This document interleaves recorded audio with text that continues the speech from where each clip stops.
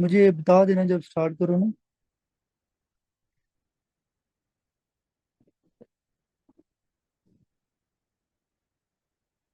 तो चलें यार, स्टार्ट करते हैं। बिस्मिल्लाहिर्रहमानिर्रहीम। आज का जो हमारा टॉपिक है उसके अंदर हम लोगों ने सेलुलर जो है ना वो बायोकेमिस्ट्री को पढ़ना है।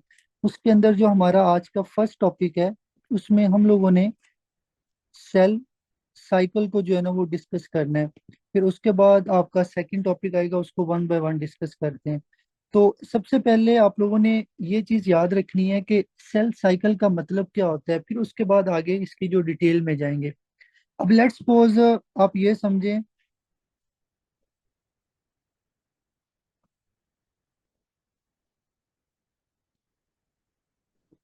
लेट्स सपोज आपके पास ये एक जो है ना वो सेल है। अब जब इस सेल ने आगे फर्दर डिवाइड होके क्या करना है, अपने जैसे एक तरह से दो सेल्स बनाने हैं। तो ये जो डिवीजन होती है, इस डिवीजन के दरमियान जो जो इस सेल के अंदर चेंजेस आएंगी, उन चेंजेस को हम लोगों ने सेल साइकिल के अंदर पढ़ना होता है। तो सेल साइकिल क्या होता है? Basically it is the events, या फिर ये कह लो कि it is the changes of events that are included when a cell divide from one to another parts। तो आप लोगों ने सिंपल इसकी डेफिनेशन क्या याद रखनी है कि सेल साइकिल क्या है। इसके अंदर आपके पास इवेंट्स होते हैं, चेंजेस होती हैं। जब एक सेल अपने से दो सेल्स बनाता है, वो आपके पास एक तरह से सेल साइकिल होता है। फिर उसके बाद आप लोगों को ये पता होना चाहिए कि हमारे पास जो सेल साइकिल होता है इसमें कितने फेजेस आते हैं। मतलब ये कि इसके अंदर कौन कौन सी स्टेजेस होती हैं। तो सबसे पहली चीज आप लोगों ने याद रखनी है कि सेल के अंदर जो आपके पास फर्स्ट स्टेज आती है या फर्स्ट फेज आता है, उसको बोलते होते हैं इंटरफेज। और ये जो इंटरफेज है, ये सबसे पहले सेल साइकिल की डिवीजन के अंदर सबसे पहले फेज ये आता है। और इसमें आपके पास तीन जो है ना वो स्टेजेस होती हैं। एक G1 स्टेज होगा, एक S स्टेज होता है, और एक आपके पास G2 स्टेज होगा। जब आपके पास सेल ने डिवाइड करना स्टार्ट किया तो वो पहले G1 में जाएगा, फिर S में जाएगा, फिर G2 में जाएगा। G2 के बाद वो क्या करेगा, आपके पास नेक्स्ट आपके पास स्टेज आएगी, उसको बोलते हैं माइटोसिस। अब प्लीज आप लोगों ने यहाँ पे डिफरेंस याद रखना है। देखें, एक होता है इंटरफेस। इंटरफेस क्या है? जिसमें एक सेल से आप दो सेल बनाएंगे। एक होता है माइटोसिस। माइटोसिस क्या होता है? जिसमें आपने सेल के न्यूक्लियस को डिवाइड करना है। और ये जो माइटोसिस होती है ये आपके सोमेटिक सेल के अंदर होती है। फिर इसी तरह एक टर्म है मीओसिस। ये जो मियोसिस होती है, ये आपके स्पर्म या आपके जो गेमेट्स होते हैं उनके अंदर ये होती है। तो ये आप लोगों ने डिफरेंस याद रखने हैं। फिर उसके बाद थर्ड स्टेज आएगी, उसको बोलते हैं साइटोकाइनेसिस। तो ये आप लोगों ने प्लीज सेल साइकिल के अंदर फेजेस को याद रखना है। सेल साइकिल क्या होता है? ये बेसिकली एक ऐसा साइकिल है जिसमें ऐसी चेंजेस आती हैं जब एक सेल दूसरे सेल के अंदर डिवाइड होता है। फिर आपको बताया कि सेल साइकिल कितनी तरह का होता है, मीन उसके अंदर कितने फेजेस आते हैं। तीन फेजेस आएंगे। पहला इंटरफेज है, फिर माइटोसिस है, फिर साइटोकाइनेसिस है। इंटरफेज में क्या होगा? सेल की आपके पास जो डीएनए होगा, आपने उसको रेप्लिकेट करना है। तो इंटरफेज में हम लोग क्या डिस्कस करेंगे कि हमारे पास डीएनए की रेप्लिकेशन होती है। एक डीएनए से दो डीएनए बनाएंगे। जो माइटोसिस होता है, माइटोसिस में आपने सेल के न्यूक्लियस को डिवाइड करना है। और माइटोसिस आपके सोमेटिक सेल के अंदर होता है। जो मियोसिस होगा, मियोसिस आपके स्पर्म सेल, एग या फिर ओवम के अंदर ये होता है। उसके बाद है साइटोकाइनेसिस। साइटोकाइनेसिस क्या होता है? जब ये एक ऐसा फेज है जिसके अंदर हम लोगों ने साइटोप्लाज्म की डिवीजन को पढ़ना है। तो अगर साइटोप्लाज्म की डिवीजन आएगी तो वो इस फेज के अंदर आएगी। अगर न्यूक्लियस की डिवीजन आएगी तो वो माइटोसिस में आएगी। अगर डीएनए की रेप्लिकेशन आएगी तो वो इंटरफेज में आएगी। ये आपको एक बेसिक जो है ना वो ओवरव्यू पता होना चाहिए। अब हम क्या करेंगे, वन बाय वन सबसे पहले पढ़ेंगे इंटरफेस को, कि इंटरफेस के अंदर सेल के डीएनए की कैसे रेप्लिकेशन होती है, कैसे ये आपके पास स्टेजेस आती हैं, G1 S या G2 फेज। तो यहाँ पे एक दफा मैं ये सारा रेस करूंगा। उसके बाद फिर आगे वन बाय वन जो है ना हम लोग डिस्कस करेंगे आपके पास।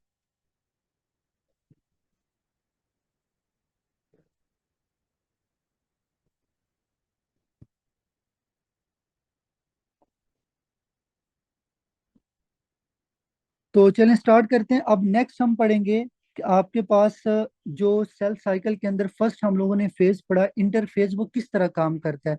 तो लेट्स सपोज ये आपके पास G1 फेज है, यहाँ पे G0 फेज है, और ये आपका S फेज है। यहाँ पे आपका G2 आता है। G2 के बाद क्या आएगा, माइटोसिस आएगा। माइटोसिस के बाद क्या आता है, साइटोकाइनेसिस आता है। ये आप लोगों का एक तरह से जो है ना वो सेल डिवीजन के फेजेस हैं। अब हम वन बाय वन क्या करेंगे। लेट्स सपोज यहाँ पे मेरे पास ये एक सेल है, मैंने क्या करना है, इस सेल का डीएनए या इस सेल के क्रोमोसोम को डिवाइड करना है। अब वो कैसे होगा, आप लोगों ने यहाँ पे फुल जो है ना वो कंसंट्रेशन के साथ समझना है। अब इस सेल को मैं यहाँ पे आपके पास ड्रा करता हूँ। लेट्स सपोज ये मेरे पास वो सेल है। अब आपको पता है कि सेल के अंदर क्या होता है, क्रोमोसोम होता है। ये आपके पास क्या एक तरह से क्रोमोसोम है। क्रोमोसोम क्या होता है, it is made up of DNA. फिर उसके बाद ये जो सेंटर पॉइंट, आप लोगों को क्रोमोसोम की स्ट्रक्चर भी पता होनी चाहिए। ये सेंटर में क्या होता है, ये आपके पास सेंट्रोमियर होता है। तो ये आपके पास कौन सा पॉइंट है, सेंट्रोमियर है। और ये जो इसके दो बाजू हैं ये वाले, ये क्या होते हैं, ये क्रोमाटिड्स होते हैं। ये आप लोगों ने स्ट्रक्चर याद रखनी है। अब लेट्स सपोज ये वो सेल है जो इस स्टेज के अंदर है, मीन के ये आपका वो सेल है जो आगे डीएनए को रेप्लिकेट करना चाहता है। तो इसके अंदर क्या होगा, सबसे पहले ये जो G1 फेज है, इसके अंदर क्या चेंज आती है कि ये जो आपका सेंट्रोमियर है, सेंट्रोमियर के ऊपर ये जो सिस्टर क्रोमाटिड्स होते हैं, मीन के ये जो क्रोमाटिड है, ये वाला आर्म और ये वाला आर्म, इसको बोलते हैं क्रोमाटिड। तो जब सेल की डिवीजन होनी है, सबसे पहले वो क्या करेगा, अपने क्रोमाटिड्स को डिवाइड करेगा। तो ये आपका सेंट्रोमियर है। पहले एक क्रोमाटिड था, अब क्या होंगे आपके पास, दो क्रोमाटिड हो जाएंगे। तो इनको बोलते होते हैं सिस्टर क्रोमाटिड्स। सिस्टर क्रोमाटिड्स क्या होते हैं, जब एक क्रोमाटिड क्या करे, दो के अंदर डिवाइड हो जाए। यहाँ पे प्लीज आप लोगों ने याद रखना है कि सेल का जो सेंट्रोमियर है या क्रोमोसोम का जो सेंट्रोमियर है वो डिवाइड नहीं होता। वो आपके पास क्या रहेगा, एक ही रहेगा, लेकिन उसके जो बाजू होंगे वो आपके पास दो दो हो जाएंगे। और जब वो दो दो बन जाएंगे, लेट्स सपोज एक आपके पास ये वाला और सेकंड ये है, इन दोनों को क्या कहेंगे, दीज आर सिस्टर क्रोमाटिड्स। ये आप लोगों ने याद रखना है। तो ये आपके पास आई फर्स्ट जो है ना वो स्टेज आएगी। उसके बाद क्या होगा, ये सेल अपने जो सेंट्रोमियर है, सेंट्रोमियर को एक तरह से सेपरेट कर देगा। तो जब ये सेल लेट्स सपोज सेंट्रोमियर को सेपरेट करेगा, एक आपका क्रोमोसोम इधर आ जाएगा और दूसरा क्रोमोसोम आपके पास इधर आ जाएगा। तो ये जो बेसिकली आपने डीएनए की रेप्लिकेशन पढ़ी है, क्रोमोसोम को आपने एक से दो किया था, ये सारी की सारी चेंजेस किसके अंदर आती हैं, ये आप लोगों को आगे मैं समझाऊंगा कि ये आप हमने जो स्टेजेस पढ़ी हैं ये इस सेल साइकिल में कहाँ पे आएंगी। तो आप लोगों ने आज से याद रखना है कि जो हमारा सेल साइकिल होता है, सेल साइकिल में जो G1 फेज होता है, G1 फेज के अंदर आपने एक डीएनए के पार्ट को दो में कन्वर्ट करना है। तो ये जो G1 फेज होता है ना, ये प्रिपरेशन फेज होता है। एक सिंपल सी एग्जांपल है यार, अगर आप लोगों ने किचन के अंदर कोई वेजिटेबल बनानी है, कुछ सालन बनाना है, कुछ सब्जी बनानी है, आप क्या करेंगे, सबसे पहले वेजिटेबल्स लेके आएंगे, जो जो उसकी रिक्वायरमेंट है वो पूरी करेंगे। तो ये जो G1 फेज है, इसके अंदर आपने क्या करना है, वो सारे न्यूट्रिएंट्स, वो सारा मटेरियल सेल को प्रोवाइड करना है। जिसके बाद क्या होगा, सेल आपका एस फेज में जाएगा। एस फेज क्या होता है, सिंथेसिस फेज होता है। और ये वो फेज है जिसमें आपके डीएनए की रेप्लिकेशन होती है। ये जो हमने सारी स्टेजेस पढ़ी हैं, यहाँ से लेके ये आपकी फर्स्ट थी, सेकंड थी और थर्ड थी, ये सारी की सारी इस फेज के अंदर होती हैं। तो आप लोगों ने आज से याद रखना है कि G1 फेज क्या है, ये एक प्रिपरेशन फेज है। इसके अंदर जब भी किसी सेल ने डिवाइड होना है, तो वो अपना जेनेटिक मटेरियल, अपनी रिक्वायरमेंट्स, न्यूट्रिशन, विटामिन, कोई भी चीज है वो पहले पूरी करेगा। उसके बाद वो एस फेज के अंदर एंटर होगा। अब लेट्स सपोज अगर ये सेल, ये वाला सेल जो है, ये G1 फेज से आपका एस फेज में जाने की बजाय G0 फेज में आ जाता है, तो इसका क्या एक तरह से सेल के ऊपर इफेक्ट आएगा। तो आप लोगों ने याद रखना है कि जब एक सेल G0 फेज में होता है, वो कभी भी डिवाइड नहीं कर पाता। तो इसका मतलब ये कि अगर आपके पास कोई सेल G0 फेज में है, तो वो मेटाबॉलिकली डिवाइड नहीं करेगा, वो इनएक्टिव होगा। अगर उसने एक्टिव होना है या उसने डिवाइड होना है, तो उसको पहले G1 फेज में जाना है, फिर आगे वो एस फेज में जाएगा। और आप लोगों को मैंने बता दिया कि G1 फेज में क्या होता है, एस फेज में क्या होता है और G0 फेज में क्या होता है। अब लेट्स सपोज आपने डीएनए की रेप्लिकेशन कर ली, आपने एक से दो बना लिए, उसके बाद क्या होगा, G2 फेज आएगा। अब ये जो G2 फेज है, इसके अंदर क्या होता है, जो चीज आपने बनाई है आप उसको चेक करोगे। लेट्स सपोज, अब मैं आप लोगों को दोबारा समझा देता हूँ। सबसे पहले आपने डिसाइड किया कि आपने किचन के अंदर जो है ना चिकन बनाना है। अब पहले आप क्या करेंगे, आप बाजार जाएंगे, वहां से चिकन लेके आएंगे, ऑयल लेके आएंगे, उसके अंदर जो भी चीजें आपने इंक्लूड करनी है वो लेके आएंगे। तो वो जो आप चीजें लेके आ रहे हो बाजार से, वो सारा का सारा G1 फेज में है।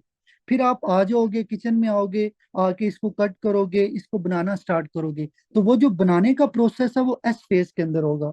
फिर इसी तरह आपने सालन को बना लिया, आपने चिकन बना लिया, फिर उसके बाद आप इसका टेस्ट भी करोगे, आप इसको चेक करोगे कहीं नमक तो नहीं ज्यादा, या इसको देखोगे कहीं पानी कम ज्यादा तो नहीं है। इसी तरह G2 फेज में होता है कि जो चीज आपने बना ली है उसकी आप चेकिंग करोगे। विदाउट चेकिंग कभी भी एक सेल दो में डिवाइड नहीं होता। इसी तरह अगर आप सालन बना लेंगे तो विदाउट चेक किए उसको आप नहीं आगे सर्व कर सकते। तो ये आप लोगों ने सिंपल, इसको रट्टा नहीं लगाना, कंसेप्ट अपने क्लियर करें अगर आप लोग चाहते हैं कि आप लोगों के लिए आगे एग्जाम के अंदर प्रॉब्लम ना बने। तो ये आप लोगों का होता है G2 फेज। तो मैं दोबारा बता देता हूँ, G1 फेज क्या प्रिपरेशन फेज है, एस फेज में हमने उसकी रेप्लिकेशन करानी है, G2 फेज में क्या होगा, आपके पास एक तरह से सेल की चेकिंग होगी। ये आप लोगों ने इसके अंदर याद रखने हैं। फिर उसके बाद, अब ये जो मैंने आप लोगों को सारा प्रोसेस बताया कि आपके पास अगर G1 फेज है, इसने आगे एस में जाना है और एस ने आगे G2 में जाना है, ये कोई ऑटोमेटिक नहीं होता, हमारी बॉडी के अंदर इसकी रेगुलेशन है। मतलब ये कि ये जो प्रोसेस है ये अंडर रेगुलेशन है। कोई भी प्रोसेस आपकी बॉडी के अंदर विदाउट परमिशन नहीं होता। मतलब अगर इस सेल ने डिसाइड किया ना कि मैंने दो के अंदर कन्वर्ट होना है, तो भाई इस सेल की रेगुलेशन होगी, इस सेल के ऊपर एक सिस्टम वर्क करेगा जो इसको सिग्नल देगा। अब हमने क्या पढ़ना है कि जब एक सेल एक फेज से दूसरे फेज के अंदर डिवाइड होता है तो उसकी रेगुलेशन कैसे होती है। तो नेक्स्ट हमारा क्या टॉपिक है, उसके अंदर हम लोगों ने पढ़ना है कि सेल की रेगुलेशन कैसे होती है। ये तो हम लोगों ने पढ़ लिया कि सेल के अंदर ये फेजेस आते हैं। अब सेकंड हमारा टॉपिक है, उसके अंदर हम लोगों ने डिस्कस ये करना है कि आपके पास सेल की किस तरह जो है ना वो आगे रेगुलेशन होगी।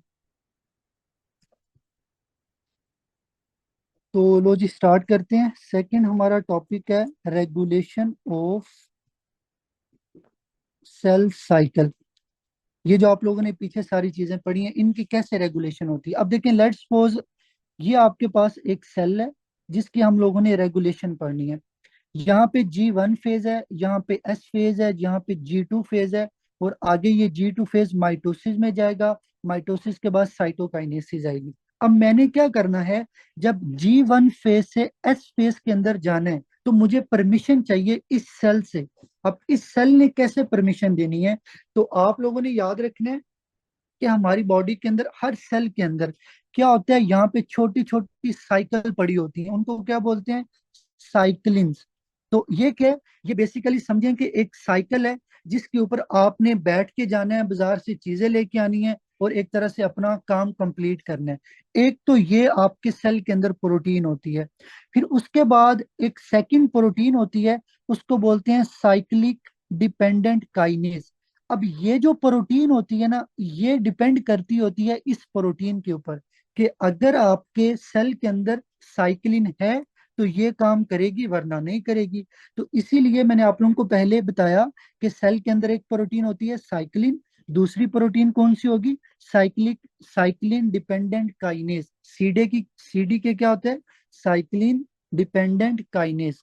अब हमने ये पढ़ना है कि इन दोनों ने सेल को कैसे परमिशन देनी है कि ये G1 से एस फेज में चला जाए।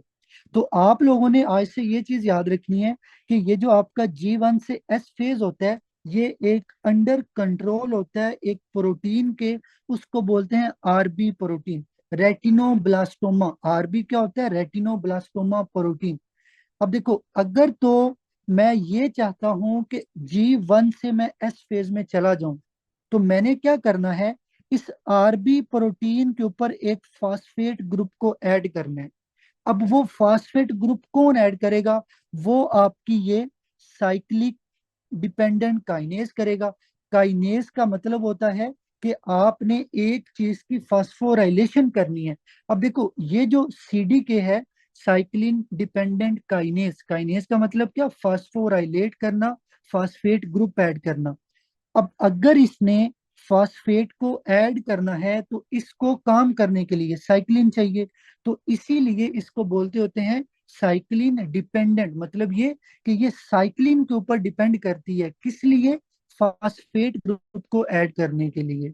तो ये आप लोगों ने याद रखना है। अब इस सारे प्रोसेस को कौन चलाएगा? आपके बाहर से यहाँ से एक सिग्नल आएगा, उस सिग्नल को बोलते हैं ग्रोथ फैक्टर। ये ग्रोथ फैक्टर क्या करेगा? जाके आपकी साइक्लिन को सिग्नल देगा। जब साइक्लिन को सिग्नल मिलता है, ये आगे जाके सीडीके को सिग्नल देगा। तो आप लोगों ने याद रखना है कि सबसे पहले क्या आएगा? ग्रोथ फैक्टर आएगा। ग्रोथ फैक्टर क्या करेगा? आपके पास साइक्लिन को स्टिमुलेट करेगा। साइक्लिन आगे किसके साथ बाइंड करेगी? सीडीके के साथ। तो जब साइक्लिन और सीडीके दोनों बाइंड कर जाते हैं, this is called cyclin CDK complex. और ये जो कम्प्लेक्स होगा, ये जाके आरबी प्रोटीन के ऊपर एक फास्फेट ऐड कर देगा। इसको बोलेंगे फास्फोराइलेशन। और जब एक फास्फेट ग्रुप ऐड हो जाएगा, उसकी वजह से क्या होगा? आपका ये साइकिल G1 से एस फेज के अंदर एंटर हो जाएगा। तो ये आप लोगों ने प्लीज याद रखना है, ये बहुत इंपॉर्टेंट है। आप लोगों को आगे पैथो के अंदर भी काम आएगा। अब लेट्स सपोज इसी तरह मैं ये डिसाइड करता हूं कि मैं इस सेल की डिवीजन नहीं चाहता। मैं ये नहीं चाहता कि ये फेज G1 से एस फेज में जाए। तो उसके लिए मैंने क्या करना है? अब देखो ये वो चीजें थी जो आपके सेल को सिग्नल दे के एक तरह से डिवीजन की तरफ लेके जाती हैं। इसी तरह अल्लाह ताला की तरफ से हमारे सेल के अंदर कुछ ऐसी प्रोटीन पड़ी होती हैं जो सेल की डिवीजन को रोकती हैं। उनको बोलते हैं ट्यूमर सप्रेसर जीन। ये आप लोगों ने याद रखना है। ट्यूमर सप्रेसर क्या होता है? ये वो प्रोटीन्स होती हैं जो आपके सेल की ग्रोथ, आपके सेल की डिवीजन, उनको स्टॉप करेंगी। अब क्वेश्चन ये है कि ये कैसे स्टॉप करेगी, मुझे तो उस चीज को समझना है। तो आप लोगों ने याद रखना है कि ये जो ट्यूमर सप्रेसर जीन होती है, प्रोटीन होती है, इसके अंदर ये समझो कि ये एक बैग है। ठीक है, इस बैग के अंदर आपने छोटी छोटी चीजें एंटर की हुई हैं। ये छोटे छोटे बॉक्सेस एंटर किए हुए हैं। वो एक बॉक्स आपके पास आता है, उसको बोलते हैं P53। और एक सेकंड होता है P21। अब देखो मैंने आपको ये बताया कि मैं इस सेल की डिवीजन नहीं करना चाहता, तो मैं क्या करूंगा? सबसे पहले मैं P53 को एक्टिवेट करूंगा। अब ये आपकी बॉडी के अंदर ऑटोमेटिक होता है, अल्लाह ताला की तरफ से ये सारा प्रोसेस ऑटोमेटिक हो रहा होता है। कब सेल ने डिवाइड होना है, कब सेल ने स्टॉप होना है। तो अगर सेल ने स्टॉप होना है तो सबसे पहले P53 एक्टिवेट होगा। जब P53 एक्टिवेट होगा तो ये जाके P21 को क्या करेगा? एक तरह से इंड्यूस करेगा। जब P21 इंड्यूस होगा, ये जाके साइक्लिन डिपेंडेंट काइनेज कम्प्लेक्स को इनहिबिट कर देगा। जब ये कम्प्लेक्स इनहिबिट होगा तो आपके आरबी जीन के ऊपर फास्फेट ऐड नहीं होगा। जब फास्फेट ऐड नहीं होगा तो आपका G1 से एस फेज के अंदर सेल नहीं जाएगा। और जिसकी वजह से क्या होगा? आपके सेल की एक तरह से डिवीजन नहीं होगी, स्टॉप हो जाएगा। अब ये क्लिनिकली पॉइंट क्यों है, मतलब इसकी क्लिनिकल क्या इंपॉर्टेंस है? और ये आपके एग्जाम में लाजमी वो क्वेश्चन पूछते होते हैं कि अगर आपके पास एक पेशेंट आता है, उसकी फैमिली हिस्ट्री में पेशेंट को आपके पास ब्रेस्ट कैंसर है, कोलोन कैंसर है, या ओवेरियन कैंसर है, आप बताएं उस पेशेंट की बॉडी में कौन सी ट्यूमर सप्रेसर जीन का मसला है। तो आप लोगों ने आज से याद रखना है कि जब आपकी बॉडी के अंदर P53 जीन की म्यूटेशन आती है, P53 प्रोटीन की म्यूटेशन आती है, तो आप उस कंडीशन को बोलते हैं ली फ्रामेनी सिंड्रोम। या आप लोग बुक से देख सकते हैं, वहां पे स्पेलिंग लिखे होंगे। लीफ्रामेनी सिंड्रोम क्या होता है? ये वो क्लिनिकल सिंड्रोम है जिसमें पेशेंट की बॉडी में P53 की म्यूटेशन होती है। जब इसकी म्यूटेशन होगी तो देखिए आपकी बॉडी में कैंसर प्रोड्यूस होगा। कैंसर कैसे बनेगा?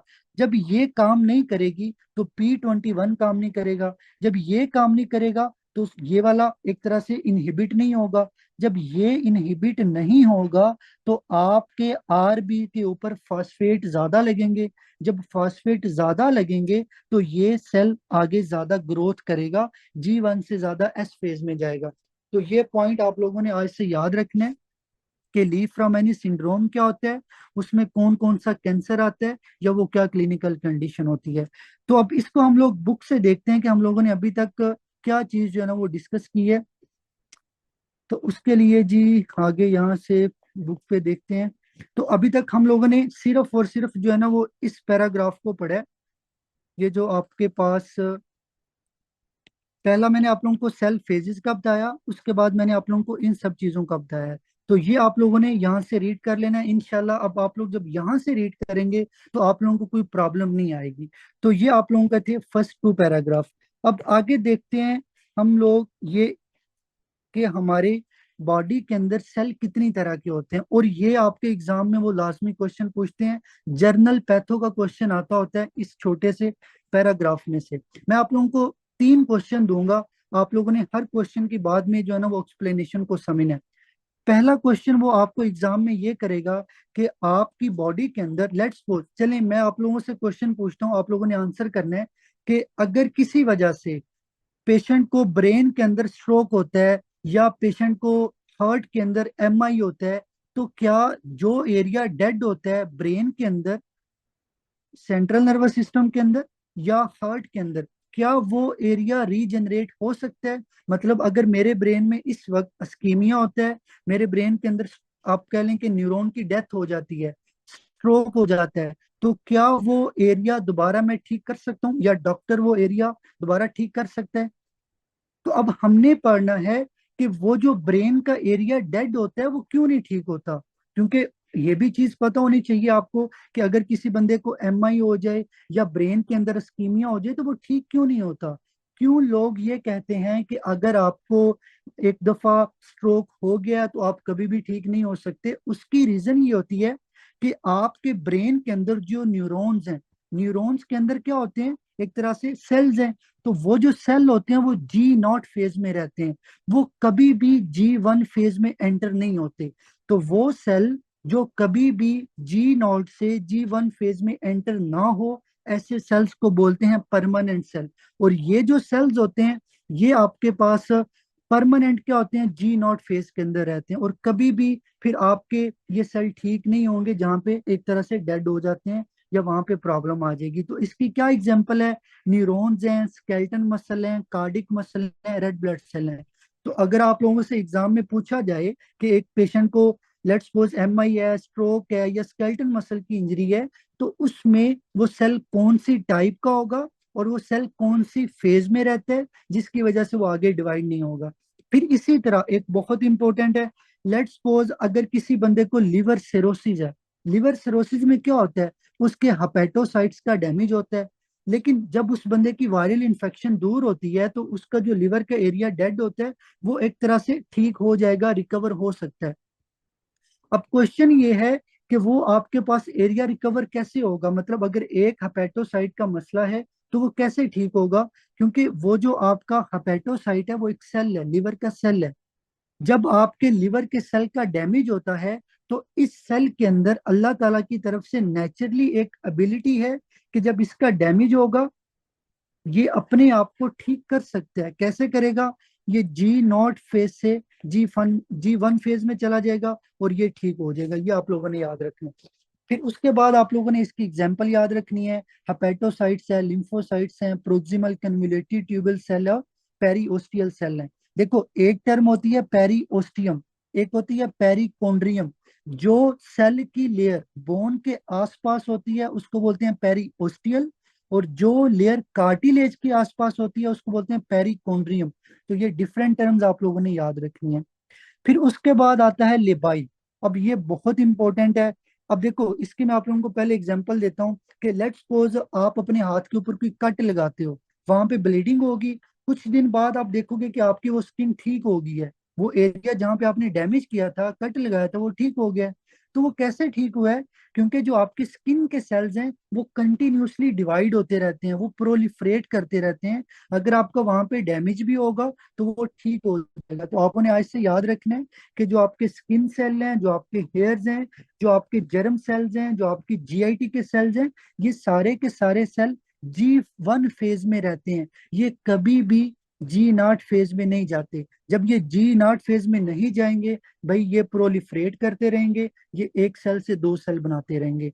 तो ये छोटा सा पैरा है लेकिन ये बहुत इंपॉर्टेंट है। आप लोगों ने रट्टा नहीं लगाना परमानेंट स्टेबल लेवल, जस्ट आप लोग एग्जाम्पल के लिहाज से उसको समझ लें, आप लोगों के लिए ये इजी हो जाएगा। अब उसके बाद लास्ट हमारा पार्ट है जिसके अंदर हम लोगों ने डिस्कस करना है हमारे पास ये रफ और स्मूथ एंडोप्लाज्मिक रेटिकुलम क्या होता है। अब इसको बुक से पढ़ने की बजाय थोड़ा सा पहले आप लोगों को बेसिक कंसेप्ट पता होना चाहिए कि आपके पास एंडोप्लाज्मिक रेटिकुलम क्या होता है। फिर आगे उसकी जो है ना हम लोग टाइप्स देखेंगे कि ये स्मूथ है, ये रफ है। तो आप लोगों ने क्या चीज याद रखनी है, सबसे पहले आपको डेफिनेशन पता होनी चाहिए, व्हाट इज एंडोप्लाज्मिक रेटिकुलम। अब मैं इसको दो पार्ट्स के अंदर ब्रेक करूंगा, एक एंडोप्लाज्मिक है, एक रेटिकुलम है। एंडोप्लाज्मिक का मतलब होता है कि जो चीज इनसाइड द साइटोप्लाज्म होती है उसको बोलते हैं एंडोप्लाज्मिक। और रेटिकुलम का मतलब होता है नेटवर्क ऑफ ट्यूब्यूल्स। तो इसका मतलब जो network of tubules inside the cytoplasm होगा उसको बोलेंगे एंडोप्लाज्मिक रेटिकुलम। अब वो कहाँ पे होता है, देखें, ये आपके पास एक सेल है, हर सेल के अंदर क्या होता है, न्यूक्लियस होता है। ये सेल का क्या है, साइटोप्लाज्म है। यहाँ पे ये सारा एरिया क्या है, आपका साइटोप्लाज्म है। तो न्यूक्लियस के बाहर क्या होता है, साइटोप्लाज्म होता है। अब साइटोप्लाज्म के अंदर हमारे पास क्या है, छोटी छोटी इस तरह की ट्यूब्यूल्स पड़ी हुई हैं। ये आपके पास क्या है, छोटी छोटी ट्यूब्स हैं। और ये ट्यूब्स आपस में एक दूसरे के साथ कनेक्ट होती हैं, इनके दरमियान स्पेस नहीं होती, ये आप लोगों ने याद रखना है। तो ये आपके पास एक ट्यूब है। तो ये जो कलेक्शन ऑफ ट्यूब्यूल्स है इनसाइड द साइटोप्लाज्म इसको बोलते हैं एंडोप्लाज्मिक रेटिकुलम। और इसकी दो टाइप्स होती हैं, एक होता है स्मूथ एंडोप्लाज्मिक रेटिकुलम और एक होता है रफ एंडोप्लाज्मिक रेटिकुलम। अब what is the difference between smooth endoplasmic and rough endoplasmic reticulum? तो आप लोगों ने आज से याद रखना है कि अगर मैं इन ट्यूब्यूल्स के साथ यहाँ पे राइबोसोम को अटैच कर दूं, this is called rough endoplasmic reticulum. अगर मैं इन ट्यूब्यूल्स के ऊपर से राइबोसोम को हटा दूं, उसको बोलते हैं स्मूथ एंडोप्लाज्मिक रेटिकुलम। ये आप लोगों ने डिफरेंस याद रखने हैं। फिर उसके बाद आता है फंक्शन, कि स्मूथ का फंक्शन क्या है और रफ का फंक्शन क्या है, क्योंकि ये दोनों हमारी बॉडी के अंदर प्रेजेंट होते हैं। ठीक है मुस्तफर, बस ये थोड़ा सा इंशाल्लाह कवर कर लेंगे। तो अब हम देखते हैं कि स्मूथ एंडोप्लाज्मिक रेटिकुलम का क्या फंक्शन होता है।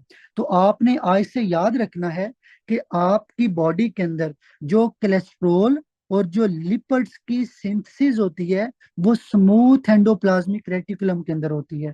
फिर इसी तरह जो आपकी बॉडी में ड्रग्स की, टॉक्सिन्स की डिटॉक्सिफिकेशन होती है वो कहाँ पे होती है, स्मूथ एंडोप्लाज्मिक रेटिकुलम के अंदर होती है। जो आपकी बॉडी के अंदर कैल्शियम की स्टोरेज होती है, जो आपकी बॉडी के अंदर हार्मोन्स प्रोड्यूस होते हैं, तो production of hormone specially steroid hormone, और जो आपकी बॉडी में कैल्शियम स्टोर होता है वो सारे स्मूथ एंडोप्लाज्मिक रेटिकुलम के अंदर होते हैं। तो चार फंक्शन मैंने बताए, पहला कोलेस्ट्रॉल एंड लिपिड की सिंथेसिस, सेकंड मैंने डिटॉक्सिफिकेशन ऑफ ड्रग्स, ये कहाँ पे होता है, आपके स्मूथ के अंदर होता है। फिर उसके बाद हार्मोन्स की प्रोडक्शन कहाँ पे होती है, स्मूथ के अंदर होती है। कैल्शियम की स्टोरेज कहाँ पे होती है, स्मूथ एंडोप्लाज्मिक रेटिकुलम के अंदर होती है। ये चार फंक्शन आप लोगों ने इसके याद रखने हैं। फिर उसके बाद आता है रफ का। रफ एंडोप्लाज्मिक का सबसे इंपॉर्टेंट, अगर आप लोग कुछ भी नहीं याद रख सकते ना, तो एक याद रख लें कि इसके अंदर क्या होता है, प्रोटीन की सिंथेसिस होती है। ये आप लोगों ने इसमें याद रखने। बाकी के फंक्शन आप लोगों की बुक के ऊपर लिखे हुए हैं, वो आप लोग वहां से देख सकते हैं, उनको रीड करते हैं।